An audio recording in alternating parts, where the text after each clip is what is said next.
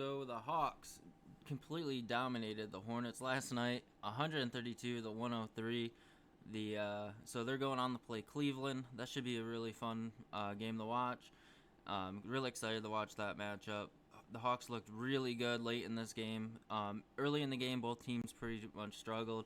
So in the first quarter, you had Ball, like, he hit that first big three really deep, looked really nice, and then he didn't really do much the rest of the quarter. I think that was his only points.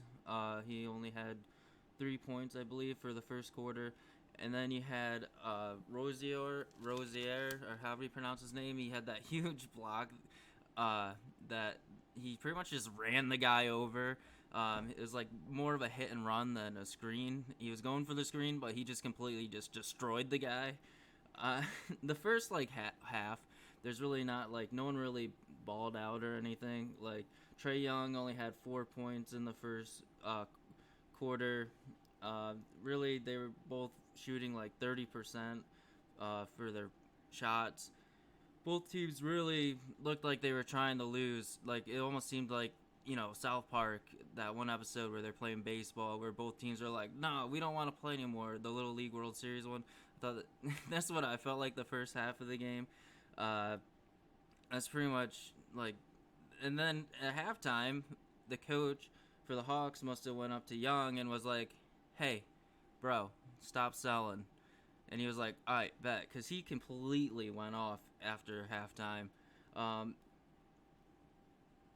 and Ball also put up some pretty decent points by the end of the game also, but really the big difference up until like halftime was the Hawks got 10 points off of turnovers, so it was like around a 10-point game pretty much up until halftime.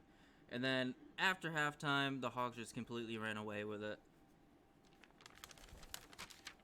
So in the by the end of the game, they were shooting. The Hawks had 52% field goals for the game. The Hornets had 38%. The Hawks had 50% of their 3-point shots. It was really good. If you're hitting half your threes, you're probably going to win and put up a lot of points. And the Hornets were only hitting about 37.8 for their 3-point percentage. Young ended the game with 24 points and 10 assists, so that's a really good double-double. And then Ball had 26 points. So Hunter had 22 points for the Hawks as well, and Rozier ended with 21 points. Those are the big numbers for the game. Not, like I said, not really. It was really slow in the first half. By the time we got into the second half, then, like, by the end of the third quarter, the game was pretty much over.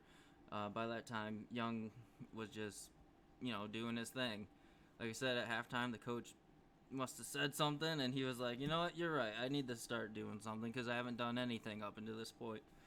At halftime, Young only had, was it 8 points? That's it. He only had 8 points at halftime, so I mean, you'd think he'd have more because he's supposed to be like that guy, but I mean, in real, I guess 8 points really isn't that bad for halftime, especially if you're averaging like 20 points a game. But anyways, so they're on to play Cleveland. That's my take on it. Hopefully you guys enjoy this video, and I'll see you in the next one. Bye.